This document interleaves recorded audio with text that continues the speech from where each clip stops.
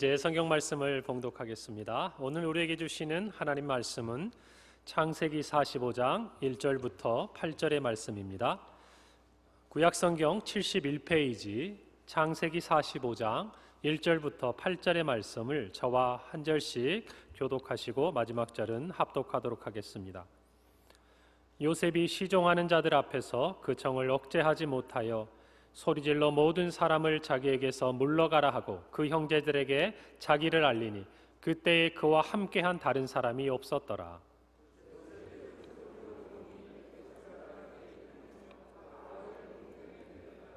요셉이 그 형들에게 이르되 나는 요셉이라 내 아버지께서 아직 살아계시니까 형들이 그 앞에서 놀라서 대답하지 못하더라.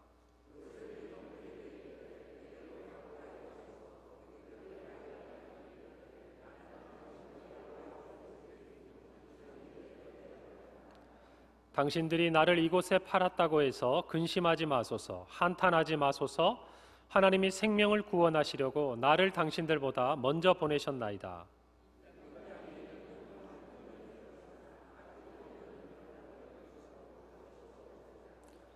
하나님이 큰 구원으로 당신들의 생명을 보존하고 당신들의 후손을 세상에 두시려고 나를 당신들보다 먼저 보내셨나니. 다 함께 읽습니다.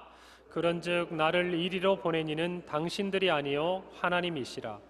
하나님이 나를 바로에게 아버지로 삼으시고 그 온 집의 주로 삼으시며 애굽 온 땅의 통치자로 삼으셨나이다. 아멘. 내일부터 이미 시작됐죠. 고유의 명절인 설이 저희들 앞에 있습니다. 코로나로 인해서 참 그동안 우리가 이웃들을 만나기도 어렵고 또 우리 교우들도 참 예배 이외에 우리가 따로 만나서 교제하기가 참 어려운 것처럼 우리 고향에 계시거나 떨어져 사는 우리 가족들, 형제들도 참 만나기가 어려운 것이 현실입니다. 그래서 이번 구정은 어떻게 될까라고 제가 좀 생각을 하고 봤더니 어제 뉴스를 보니까 그래도 많은 분들이 이렇게 귀성길에 이렇게 다 떠나셨더라고요. 그래서 하루 종일 고속도로가 이렇게 막히고 아마 어쩌면 오늘 이 시간도 많은 차량으로 인해서 막혀 있는지도 모르겠습니다. 어쨌든 이런 정말 어려운 코로나라는 환경이 있고 우리의 삶의 분주함들이 있지만 그래도 이것을 뛰어넘어서 가족을 향해서 달려가는 많은 사람들이 있는 것을 보면 가족의 의미가 우리에게 얼마나 소중한지 다시 한번 생각하게 되는 것 같습니다. 오늘 같은 예배는 사실은 멀리 있던 자녀들이 부모님께 와서 함께 주일에 이렇게 다 나와서 예배를 드리는 그런 날이기도 하고 또 우리가 부모님께 또 찾아가 뵙고 그 고향 교회에 가가지고 또 이렇게 예배를 드리고 이런 의미가 있는 주일이 오늘 주일인데 이 코로나 때문에 사실 여러 가지 어려운 것은 있는 것 같아요. 그럼에도 불구하고 우리가 이 한계를 정말 뛰어넘는 사랑과 또 서로 간의 교제가 있으면 좋겠다 싶어요. 뭐냐면 몸이 함께 가지 못하니까 못 가시는 분들 많으시잖아요. 자칫 잘못하면 이렇게 마음도 그에 따라갈 수 있는데 생각을 좀 바꿔보자고요. 우리가 몸이 함께 하지 못하니까 마음이라도 더 보내야겠다. 무슨 말인지 아시겠죠? 그래서 그냥 못 가니까 지나간다 생각하지 마시고 여러분 요즘에는 통신이 많이 발달했잖아요. 그러니까 오늘 한번 돌아가시고 이 명절 기간 지나가면서 평소에 연락하지 않았던 친지들이라든지 가족들이 계시면 연락도 하시고 그렇게 하면서 사랑을 나눴으면 좋겠습니다. 오늘 본문에는 한 가족이 만나는 장면이 등장해요. 우리가 잘 아는 요셉과 우리 지난주에 함께 말씀 가운데 만나보았던 요셉의 형들 야곱의 아들들이 만나고 있습니다. 지난주일 말씀을 통해서 우리는 야곱과 또 그의 아들들과의 대화를 통해서 고난의 시간을 우리가 어떻게 지나가야 할까라는 부분을 얘기를 했었어요. 그래서 정말 우리의 한계를 경험하게 되는 그 순간에 책임을 전가하거나 서로를 원망하기보다는 자기 희생, 자기를 내려놓는 선택을 할 때 모두가 함께 살 수 있고 오늘에 사는 저와 여러분에게는 우리를 위해서 모든 것을 희생하시고 내려놓으신 예수 그리스도 그분의 십자가를 바라보는 것이 우리가 이 상황 가운데서 이 어려운 때를 지나가며 모두 살 수 있는 생명의 길이라는 것을 말씀을 드렸습니다. 한 주 지났는데 새로우신가요? 그래요. 오늘 말씀은 그 말씀의 연장선상이 있죠. 이제 유다를 비롯한 요셉의 형들이 요셉을 만나러 베냐민을 데리고 옵니다. 그래서 44장에 보면 뭐 이런저런 이야기들이 좀 기록되어 있는데, 오늘 이 말씀에 보면 이 가족이 만나서 그동안의 모든 묵었던 감정들, 원망들, 모든 아픔들이 치유되고 회복되는 어떤 결정적인 계기가 마련되는 시간을 기록하고 있습니다. 사랑하는 성도 여러분, 우리가 살아가면서 우리 인생을 뒤돌아보며 참 내 인생에 굉장히 중요한 시기였고, 내 인생의 전체를 가늠하는 중요한 선택을 했던 시간들이 있어요. 돌아보면 내가 그때 어떻게 이런 결정을 했는지, 또 뒤돌아보면 그때 내가 이렇게 하지 않은 것들이 얼마나 다행인지, 그렇죠? 또 후회되는 것도 있어요. 그렇게 했어야 하는데. 인생을 살면서 그런 감정이 없는 사람은 없을 거라고 생각을 합니다. 그런데 우리는 어떤 선택을 했어요, 그 순간. 그리고 그 선택의 결과를 따라서 오늘 이 자리에 있는 것입니다. 마찬가지로 우리가 우리의 인생을 뒤돌아보며 그런 중요한 시간이 언제였나 생각하는 것처럼, 오늘 성경에 나타난 요셉에게 있어서 요셉의 인생의 가장 중요한 결정적인 선택의 순간이 언제냐라고 물어본다면, 저는 개인적으로 오늘 이 45장에 형들을 만나서 형들과의 지난 모든 과거의 묵은 감정들을 털어냈던 이 요셉의 선택이 그때가 아닌가라는 생각이 듭니다. 혹자는 이렇게 얘기하실지도 모르겠어요. 목사님, 요셉 하면 그래도 그의 형들에게 팔려간 그 순간이 그의 인생의 결정적인 순간 아닙니까? 그것 때문에 모든 일이 시작됐잖아요. 이렇게 말씀하실 수도 있고, 또 어떤 분들은 목사님, 바로의 꿈을 해석해서 하루 사이에, 정말 하룻밤 사이에 애굽의 총리 대신이 된 그 사건보다 더 극적인 상황이 어디 있습니까? 맞아요. 맞습니다. 그런데 저는 요셉에게 한번 물어보고 싶어요. 요셉 당신의 인생에서 가장 결정적인 중요한 순간이 있었다면, 당신 인생 전체를 관통하는 가장 어려운 선택이 있었다면 그때가 언제입니까? 라고 물어보면 저는 자꾸 오늘 이 본문의 이 자리가 생각이 나요. 여러분이 동의하실지 모르겠지만, 왜 그러냐면 요셉이 가졌던 모든 상처, 아픔, 그러나 또 그 중간에 하나님의 은혜로 그가 경험했던 모든 부귀와 영광, 그런데 이 모든 것들이 정말 요셉에게 하나의 마침표를 찍듯이 하나님의 은혜라고 모든 것이 다 해결된 그 시점이 언제냐 하면 사실 오늘 이 시간이거든요. 그가 팔려가면서 가진 아픔도 있었고, 누구도 생각하지 못했던 인생의 큰 성공을 경험하면서 가졌던 기쁨도 있었지만, 여전히 그의 마음속에 해결되지 않은 문제, 상처, 원망, 그것이 해소되는 자리가 바로 오늘 이 순간이기 때문에 그래요. 어떻게 보면 요셉이 자기의 삶에 있어서 모든 짐을 내려놓았다고 할까요? 자유를 얻는 시간이라고 할까요? 정말 감정에 콕콕 누구도 모르게 가지고 있었던 이 비밀한 보자기를 다 풀어헤치게 되는 시간이라고 할까요? 여러분, 뒤돌아보면 우리가 가진 것도 우리에게 소중하지만 무엇인가 우리가 묵어있는 감정들, 관계들, 이 모든 것들이 풀어지는 자리보다 우리에게 더 기쁜 소중한 시간도 없는 것 같아요. 왜죠?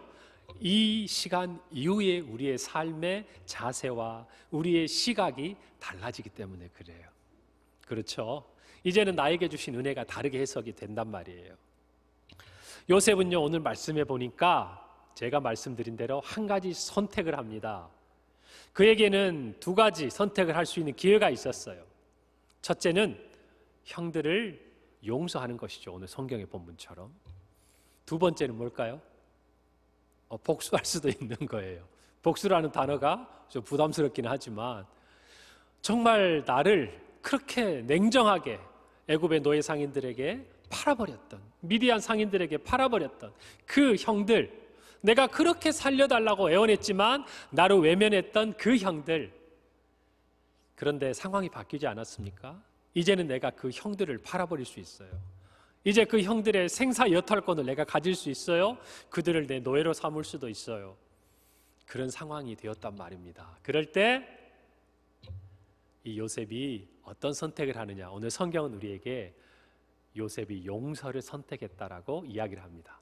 그런데 요셉이 이 용서하게 된 힘이 어디에서 나왔는지 스스로가 반복적으로 이야기를 합니다. 뭐라고 얘기하냐면 오늘 5절에 보니까 이런 말씀을 해요. 하나님이 나를 당신들보다 먼저 보내셨나이다. 7절에 보니까 똑같은 말을 합니다. 누가요? 하나님이 나를 당신들보다 먼저 보내셨나니. 마지막 8절에도 보니까 나를 이리로 보내니는 당신들이 아닙니다. 누구십니다? 하나님이십니다. 요셉이 이 자리에 오기까지 사실은 가장 큰 역할을 한 게 누굽니까? 그의 형들이에요. 그렇죠? 그런데 나를 이리로 보낸 그 사람은 여러분이 아니라 하나님이라는 거예요. 그러니 내가 당신들을 용서할 수 있는 힘이 내가 그동안 성공했기 때문도 아니요, 또 당신들이 내 앞에 서 있는 모습을 보니 조금 뉘우치고 또 회개한 것 같아서도 아니라는 거예요. 내가 여러분을 용서하는 이유가 있다면 그것은 하나, 누구 때문이라고요? 하나님 때문이라는 거예요. 하나님이 나를 보내셨기 때문이라는 거예요. 결국 이런 말이에요. 눈에 보이는 현실은 어떤 거예요? 형들이 나를 팔았어요. 이것이 팩트예요. 그러나 우리 인생을 해석해 보는 실상은 뭐죠? 형들이 나를 판 것 같지만 하나님이 나를 보내셨다라는 거예요. 만약에 형들이 나를 팔았다는 이 사실이 내 눈에, 이 현실이 내 앞에 가까이 보이면 용서하기 힘들어요. 그것이 크게 보이면. 그러나 그 형들 뒤편에서 내 인생의 모든 삶을 인도하시고 내 인생의 주인이 되시는 하나님이 나를 이곳까지 인도하셨을 뿐 아니라 그 모든 과정에 함께 하셨다고 고백한다면 나는 형들을 용서할 수 있는 힘을 얻는 겁니다. 이것이 요셉이 하는 말이다, 그 말이에요. 사랑하는 성도 여러분, 요셉이 형들을 용서할 수 있었던 진정한 힘은요, 요셉에게도 형들에게도 있는 게 아니라 내 인생의 주인은 하나님이시라는 이 사실을 고백하고 있는 요셉의 믿음에서 시작되고 있는 것인 줄 확신하시기 바랍니다. 하나님이 나를 보내셨다는 이 믿음, 하나님이 내 인생의 주인이라는 이 믿음이 중요한 것은 요셉의 삶의 결정적인 순간에 고백되어지고 있다는 것이에요. 저와 여러분도 우리의 인생의 결정적인 그 순간을 놓치지 않기를 바랍니다. 믿음의 고백을 할 수 있기를 바랍니다. 우리의 인생을 살다 보면요, 참 중요한 순간들이 있어요. 우리 자녀들에게도 그래요. 대학을 선택하거나 취업을 하거나 결혼을 하거나, 그렇죠? 또 우리 입장에서 뒤돌아보면 어떤 새로운 사업을 시작하거나 또 어떤 신앙에 있어서 중요한 결단을 하거나 주님 앞에 어떤 헌신을 하거나 그래요. 그때마다. 그런데 그 모든 시간마다 우리는 어떤 믿음의 고백을 하나님께 올려드렸는가, 이것이 우리에게는 그 헌신의 결과, 그 선택의 결정보다 중요하다라는 것입니다. 왜냐하면 우리의 그 믿음의 고백을 따라 하나님께서 우리 안에 행하시는 놀라운 일들이 일어나기 때문에 그래요.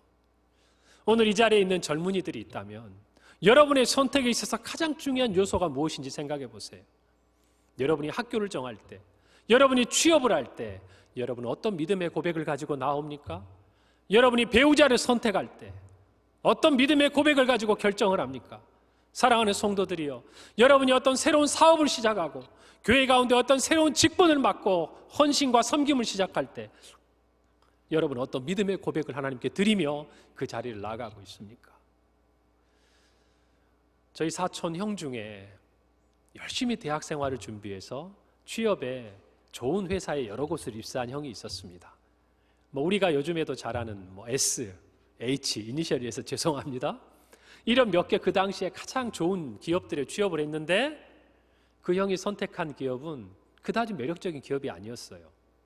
제가 물었습니다. 아니, 왜 좋은 데다 합격했는데 거기를 갑니까? 그랬더니 그렇게 얘기하더라고요. 내가 이곳에 가는 이유는 하나였고 나는 이곳에 가고 싶었다는 거예요. 왜요? 크리스찬 기업인 거예요. 그곳에 가면 아침에 모든 직원들이 예배를 드리고 한 주마다 신앙에 관련된 서적을 읽고 한 달에 독후감을 함께 나누면서 그렇게 신앙의 공동체로서 사회의 이익뿐만 아니라 회사의 이익뿐만 아니라 하나님을 위해서 이런 기업도 하나님이 복을 주신다는 그 일에 자기가 헌신하고 싶고 땀 흘리고 거기에서 열매를 얻고 싶다고 하더라고요. 그러더니 결국에는 청년 시절부터 출석했던 개척교회에 나가서 교회가 정말 건강하게 세워져 가는 것을 보고 저와 함께 믿음의 아름다운 교제를 하고 있는 사촌 형이 있습니다. 부럽지 않으세요? 인생에 있어서 중요한 그 순간에 믿음의 고백을 드린 거예요. 제가 다녔던 대학부 시절의 선배들 의사였어요. 정말 좋은 직장이었고 미래가 보장됐어요. 그러나 선교의 꿈을 가질 때 그와 같은 비전을 가지고 있는 연상이에요. 그 자매를 만나서 결혼을 하고 그 좋은 모든 것을 내려놓고 저 선교사로 우리가 기도하고 있는 한 지역으로 가서 생명을 걸고 선교하고 있고 지금도 그 일에 헌신하고 있어요. 내가 직장을 선택하고 내가 배우자를 선택할 때 정말 하나님께 부름받은 사명자들, 오늘이 요셉의 고백처럼 하나님이 그를 보낸 그 사람들은 그 자리에서 귀한 믿음의 고백을 드리더라, 그 말입니다. 오늘 저와 여러분도 그와 같은 고백을 통해 이 자리에 왔다고 저는 확신합니다. 그리고 앞으로도 저와 여러분의 삶의 중요한 결정적인 순간마다 우리는 그와 같은 믿음의 고백을 드리는 하나님의 자녀들이 되었으면 정말 좋겠어요. 더 나아가서는 우리의 자녀들이 그와 같은 결단을 하고 하나님 앞에 나오는 복을 누리기를 바랍니다. 그런 결정을 했을 때 하나님이 그들에게 어떤 은혜를 부어주시는지, 그들을 통하여 어떤 일들을 이루시는지 저와 여러분이 그 일의 증인이 되고 우리의 자녀들이 그 주인공들이 됐으면 참 좋겠어요. 오늘 이 말씀을 통해서 저는 한 가지를 먼저 이야기하고 싶습니다. 한번 저를 따라서 얘기해 봅시다. 하나님은 사명자들의 상처를 치유하십니다. 주의 일을 하다 보면요, 우리가 원하는 원치 않든 아픔이 있어요. 고민이 있고 남모르는, 남들은 알 수 없는 상처들이 생기기 마련입니다. 여러분, 자녀 키우는데 좋은 일만 있습니까? 부모도 많이 상처받잖아요. 그러나 그 상처를 딛고 가족이 하나가 되고 또 우리의 자녀들이 믿음 안에 자라는 것을 기쁘게 보는 것 아니겠습니까? 여러분, 우리가 살아가면서 눈물 날 일이 많아요. 우리의 소중한 것들이 떠나갈 때, 우리의 가족들과 이별을 하거나 내 사랑하는 이웃들, 친구들이 떠나갈 때 참 허전합니다. 내 가족, 친지들, 형제들, 또 우리가 굉장히 힘들고 어려운 일, 억울한 일을 당했을 때, 정말 분노 가운데 있을 때 너무 억울하면 눈물이 나요. 그렇지 않습니까? 너무 낙심될 때도 그래요. 여러분, 이 세상에 나 혼자 같은 외로움을 겪을 때도 그래요. 이런 명절이 반가운 사람도 있겠지만 이런 명절이 더 눈물 나는 분들도 계시잖아요. 저는 우리 교회도 그럴 거라고 생각합니다. 생각나는 사람이 있고 내 처지와 내 형편을 보면 외롭고 힘든 분들이 있어요. 여러분, 그럴 때 우리는 눈물을 흘립니다. 여러분, 그런데 눈물이 참 묘한 게요, 슬플 때도 억울할 때도 눈물이 나는데 정말 좋을 때도 눈물이 나잖아요. 우리의 자녀들이 형통하거나 내가 아픈 몸이 정말 치유가 됐다는 그 이야기를 의사한테 들을 때, 또 정말 힘들었던 우리의 상황에 어떤 돌파구를 열리는 일들을 경험할 때 너무 좋으면 눈물이 막 나요. 그렇잖아요. 그런데 우리 성도들에게는 세상이 모르는 눈물이 또 있어요. 여러분, 하나님의 은혜 앞에 섰을 때, 그렇죠? 정말 하나님이 나를 사랑하신다는 느낌을 받았을 때 우리도 모르게 어때요? 눈물이 나요. 말씀을 듣다가 기도를 하다가 그냥 울 일도 아닌데 그냥 그렇게 눈물이 나요. 그게 우리들이 신앙생활을 하면서 하나님 앞에서 보이는 눈물이에요. 저는 그래서 이 눈물이 많은 사람이 건강한 것 같아요. 여기 계신 많은 남자분들 눈물을 흘리면 안 된다고 얘기했어요. 남자는, 저도 그렇게 들었습니다. 우리 유교적인 상황이니까, 그런 환경에서 자랐으니까 남자들은 딱 3번만 울어야 된대요. 태어날 때 울고, 또 언제입니까?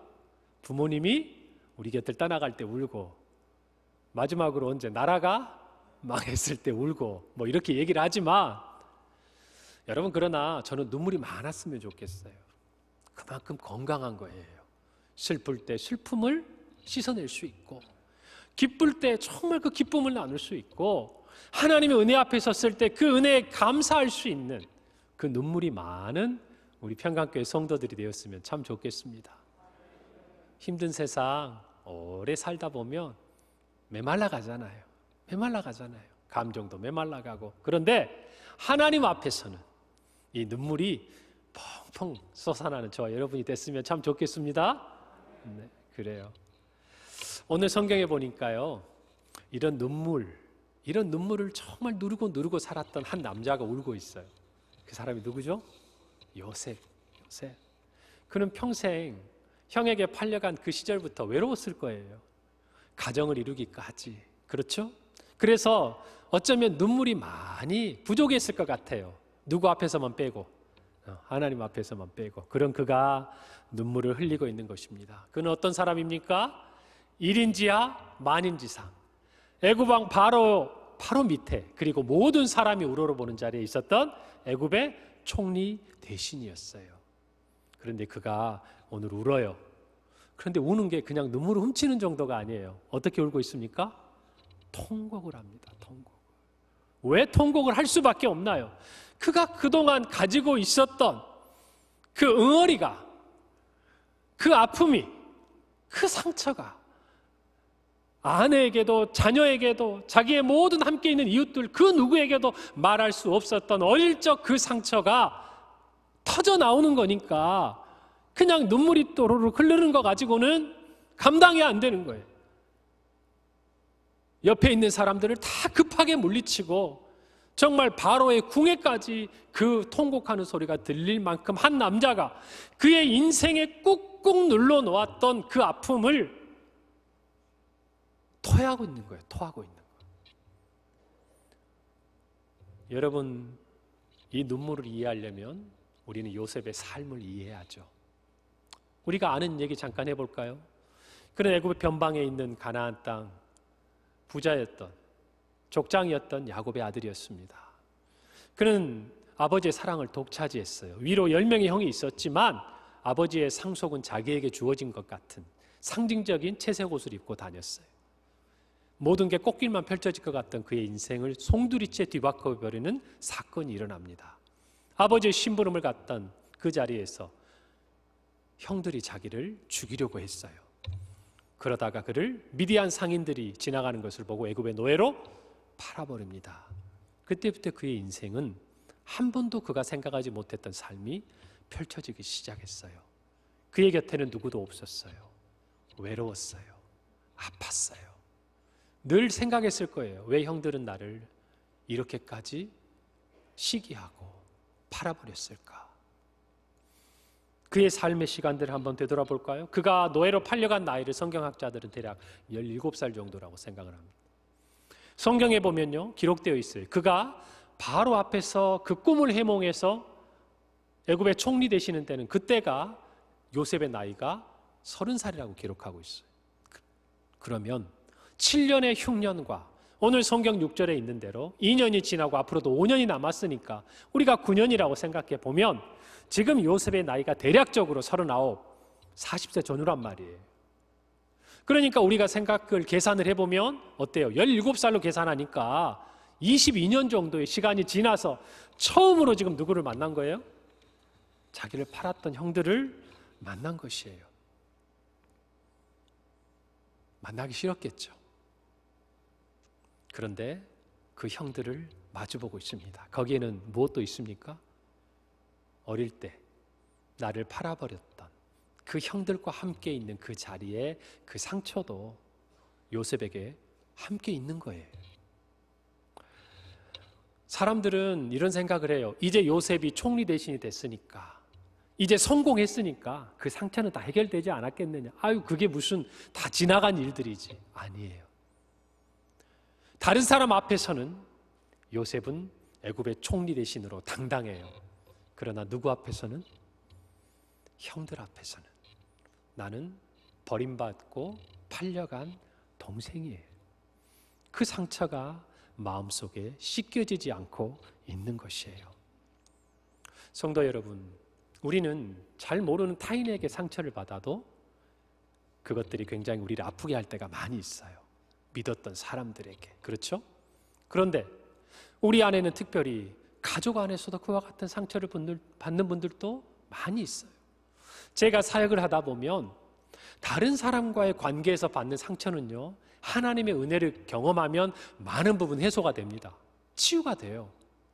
그런데 어릴 때 나의 가족들에게 받은 상처는요, 오랜 세월이 지나고 내가 부모가 되고 내가 그것들을 다 잊어버릴 만한 형편에 처해도 여전히 나를 힘들게 하는 사람들이 많이 있어요. 제가 만나보니까 지역을 얘기해서 죄송합니다. 이렇게 경상도의 장남들, 고향이 경상도 출신인 큰아들들이 가지고 있는 엄청난 스트레스가 있더라고요. 우리 집안은 네가 잘 돼야 한다. 이거 사투리로 제가 하면 더 좋은데, 제가 많은 분들을 만나보니까요, 이 아버지에게서 큰아들로 이어지는 이 뭔가 좋은 의미인데 그 무거운 짐을 안고 살아오신 많은 분들의 이야기를 사연을 제가 많이 들었어요. 나이가 지나도 그때 참 힘들었다는 이야기들을 하실 때가 있어요. 그게 꼭 상처만은 아니겠죠. 기대고 또 이렇게 뭐가 자랑이고 이런 거지. 그런 얘기 하더라고요. 아유, 목사님 쉽지 않습니다, 그거. 근데 여러분 생각해 보세요. 그런 기대가 아니라 정말 어릴 때 받았던 상처들, 그런데 그것들이 치유되지 않아서 힘든 우리의 가정들이 여러분 돌아보면 적지 않아요. 사실은 제가 오늘 이 말씀을 생각하면서 마음에 좀 부담은 있었어요. 좋은 날인데 좀 좋은 얘기하면 얼마나 좋을까, 그렇죠?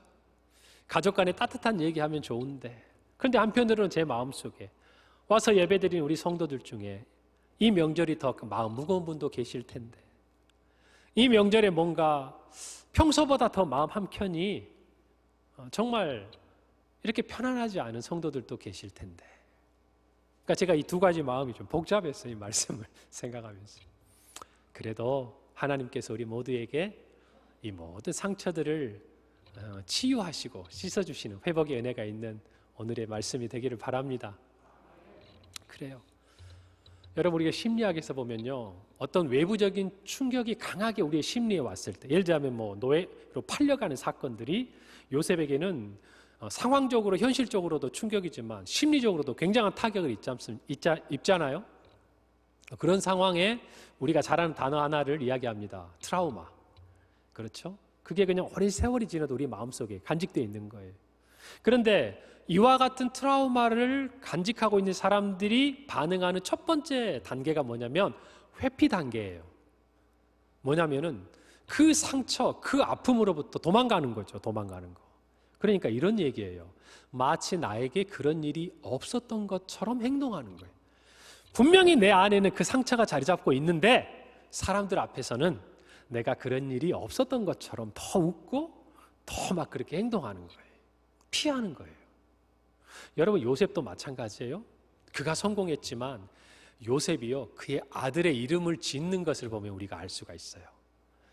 창세기 41장 51절에 요셉이 그의 큰아들 이름을 므낫세라고 짓는데, 성경은 그 뜻을 뭐라고 얘기하냐면 하나님이 내게 내 모든 고난과, 그 다음이 중요해, 내 아버지의 온 집 일을 어떻게 하셨다? 잊어버리게 하셨다. 그게 마음의 원인 거예요.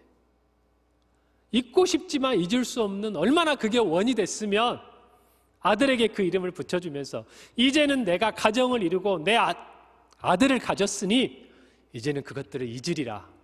잊어집니까? 안 돼요. 잊고 싶은 요셉의 마음인 거죠. 제가 요셉을 생각하면서 드는 질문이 하나 있습니다. 왜 요셉은 가족을 찾지 않았을까? 여러분, 애굽에서 팔레스타인은 먼 길이 아니에요. 넉넉 잡고 2달이면 왔다 갔다 할 수 있는 길이에요. 내가 가기 싫으면 요셉은 누구를 보낼 수도 있는 형편이지 않습니까? 이제는 죄인도 아니고 노예도 아니잖아요. 이제는 내 아래에서 일하는 사람 하나를 보내서 내 아버님의 형편이 어떠하신지, 내 동생은 잘 사는지 알아보고 들으면 되잖아요. 형들은 보기 싫어도.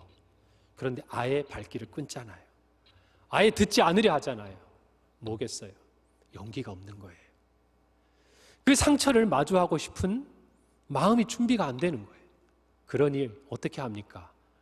외면해버린 것이죠. 그런 요셉의 마음도 모르고 하나님은 형들을 요셉 앞에 세워놓는 거예요. 내가 얼마나 힘들게 그 마음을 붙들고 있는지도 모르고 하나님이 흉년을 통해서 저 가나안 안에 있는 형들에게 곡식을 가지러 하필이면 내 앞에 오게 하는 거예요. 이제 잊을만 할 때도 됐는데. 여러분, 하나님의 마음이 뭘까요? 하나님은요, 우리의 모든 상처를 아시는 분이에요. 사람은 속일 수 있어도 하나님은 속일 수가 없는 거예요. 사람 앞에서는 내가 형통하고 내가 애굽의 총리 대신이어서 당당해도 마음 깊은 곳에 어린 시절 가졌던 그 상처 앞에서 괴로워하는 요셉을 하나님은 보시는 거예요. 하나님의 눈에는 보이는 거예요. 요셉에게 주신 이 은혜가 정말 요셉에게 자유롭고 정말 하나님이 주신 거리낌이 없는 은혜라고 그것들을 누리고 살려면 그 상처가 치유되어야 하는 것을 누가 아시는 거예요? 하나님이 아시는 거예요. 그래서 이 형들을 통해서 요셉을 이곳에 보내셨던 것처럼 이 흉년을 통해서 형들을 요셉 앞으로 데리고 오시는 거예요. 뭐 하기 위해서?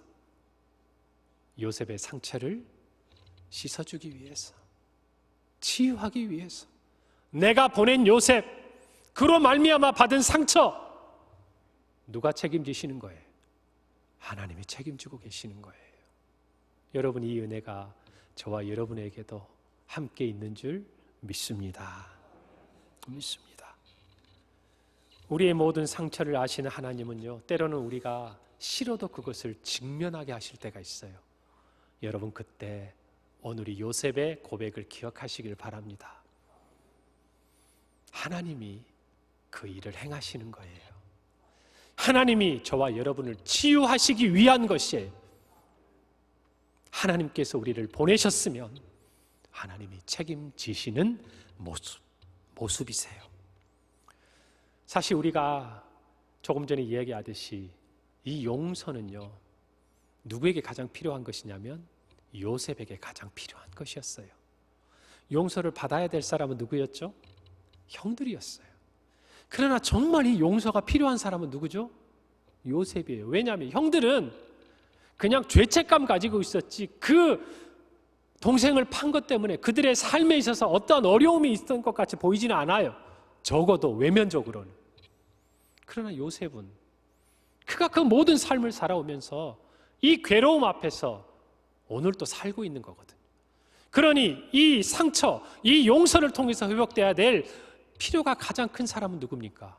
요셉이에요. 그래서 하나님이 요셉을 치유하시기 위해 이 자리를 만드시는 거예요. 사랑하는 성도 여러분, 하나님은 저와 여러분의 필요를 아시는 분이에요.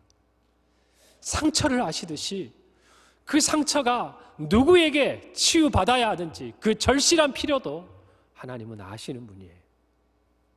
이 명절을 맞이하면서 한번 우리 마음 깊은 곳에 있는 것들을 꺼내봤으면 좋겠습니다. 혹시 이렇게 생각하는 분 계시지 않으세요? 이 상처는 하나님도 모르실 거야. 내 이 아픔은 아무도 모를 거야. 아니요, 하나님이 아세요. 하나님이 보세요.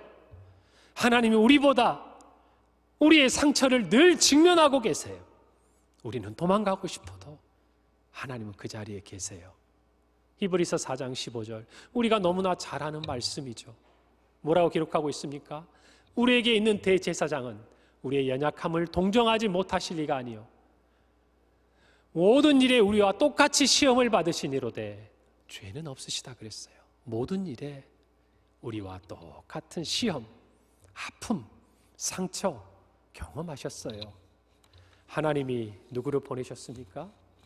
그 아들 예수를 보내셨습니다. 예수님께서 이 땅에 오셨어요. 그리고 그도 많은 상처를 받으셨어요. 그 사명을 감당하기 위해서 많은 아픔을 겪으셨어요. 요한복음 1장 11절, 자기 땅에 오매 자기 백성이 영접하지 아니하셨어요. 예수님은요, 거절당하는 것이 어떤 것인지 아세요? 자신을 싫어하고 비방하고 거짓으로 정말 참소하는 것이 무엇인지 예수님은 누구보다 잘 아시는 분이에요. 믿었던 사람에게 배반을 당한 아픔이 어떤 건지도 주님은 잘 아시는 분이에요. 자기의 제자가 자기를 팔았어요. 주님은요, 하나님 앞에 거절당하는 것이 어떤 것인지도 아시는 분이에요. 우리는 때로 하나님께서 이 고난을 아시나, 이 아픔을 아시나, 이 상처를 아시나 묻고 싶을 때가 있어요. 주님도 물으셨어요. 어디에서요? 십자가에서. 엘리 엘리 라마 사박다니, 나의 하나님, 나의 하나님, 어찌하여 나를 버리시나이까. 사랑하는 성도 여러분, 우리 주님은 하나님 앞에 거절당하는 것 같은 우리의 아픔도 다 아시는 분이에요. 그런 주님께서 우리의 위로가 되시고 우리의 상처를 치유하실 수 있는 거예요. 단순히 우리의 상처만이 아니라 우리의 모든 것을 회복시키시고 그 상처가 덧나지 않고 딱지가 지고 흔적이 지지 않도록 새살이 돋게 하시고 새로운 은혜를 주신다, 그 말입니다. 오직 누구 안에서?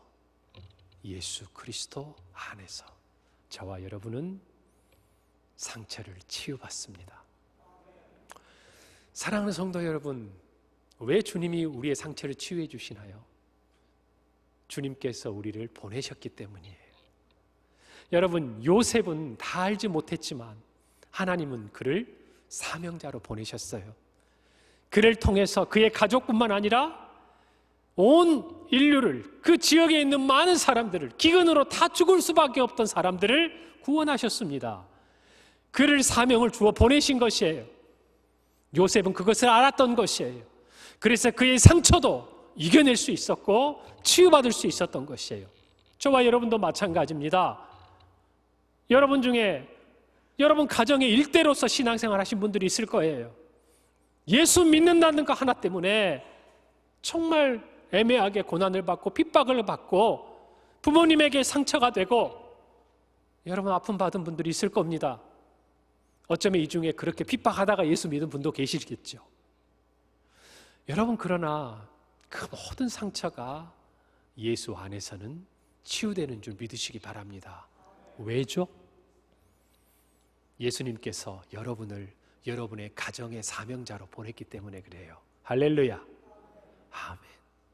어쩌면 우리 중에는요, 그렇게 고난과 환난 중에 예수를 믿어서 내 부모를 구원시키고 내 형제를 구원시키고 내 친지들을 구원의 길로 인도한 분들이 계시죠? 계시잖아요. 그러니 여러분이 사명자죠. 여러분의 일터가 여러분이 예수 믿는다는 것 때문에 애매하게 고난을 받을 수 있어요. 상처가 될 수 있어요. 사람들에게 따돌림을 받는 것 같아요. 같은 수고를 해도 나는 공정한 평가를 받지 못하는 것 같아요. 여러분, 그런 억울한 마음이 든다면 하나님께서 여러분을 그곳에 보내신 사명자로 세우셨다고 고백하시기 바랍니다. 여러분을 통해서 여러분의 일하는 그 일터가 살아나게 돼 있어요. 여러분, 교회도 마찬가지입니다. 신앙생활 하다 보면 누구 때문에 상처받는 일 반드시 생겨요. 무엇 때문에 상처받는 일 분명히 일어납니다. 안타깝지만 그래요. 왜죠? 우리가 완전하지 않기 때문에 그래요. 좋은 동기에서든 또 그렇지 못하든 우리는 서로 상처를 받고 주고 또 그 상처를 치유받고 회복되고 살아갑니다. 여러분이 섬기는 그 자리에 어쩌면 여러분이 아직 해결받지 못한 상처가 있는 분들이 계실 거예요. 여러분, 그렇다면 그 자리는요, 하나님이 여러분을 사명자로 보낸 거예요. 믿으시기 바랍니다. 교회도 마찬가지. 신앙생활하면서 우리 교회에서 상처받을 수 있습니다. 그런데 그 상처가 아직 해결되지 않았어요. 그런데도 내가 이 자리에 있는 거예요. 그거는 하나님께서 여러분을 우리 평강교회에 사명자로 보내셨기 때문에 그래요. 다른 이유가 없어요. 오늘 이 요셉의 고백이 저와 여러분의 고백을 바랍니다. 고백이 되기를 바랍니다. 그래서 우리가 정말 하나님의 보냄받은 사명자로 우리의 가정을 살리고 우리의 일터를 회복시키고 우리의 교회를 다시금 새롭게 하는 주인공이 되시기를 바라요. 그 결정적인 순간을 우리가 맞이하고 이 가정으로, 이 일터로, 우리 평강교회로 보내신 분은 하나님이십니다. 이 고백을 올려드리는 저와 여러분의 삶이 되기를 바랍니다. 우리 이 명절을 지나가면서 우리 마음속에 깊은 상처가 있다면 예수 그리스도의 십자가를 바라보며 하나님께서 우리를 그곳에 사명자로 보내셨음을 믿음으로 고백하고 우리의 삶에 새로운 전기를 마련하는 신앙의 사람들이 되기를 간절히 소원합니다. 함께 기도하겠습니다. 하나님 아버지, 은혜를 감사합니다. 오늘 정말 귀한 말씀대로 지금 우리의 삶의 자리로 우리를 보내주셔서 감사를 드립니다. 요셉을 통해 배운 대로 삶의 결정적인 순간마다 하나님의 주권을 인정하는 믿음의 선택을 우리 모두 행하게 하옵소서. 우리의 아픔을 아시고 치유하시는 하나님의 사랑을 믿고 매 순간 우리를 보호하시고 이끄시는 하나님의 은혜를 체험하며 보내신 삶의 자리에서 맡겨주신 사명자의 삶을 넉넉히 감당하는 우리 평강의 모든 성도들 되게 하여 주옵소서. 예수님의 이름으로 기도하옵나이다. 아멘.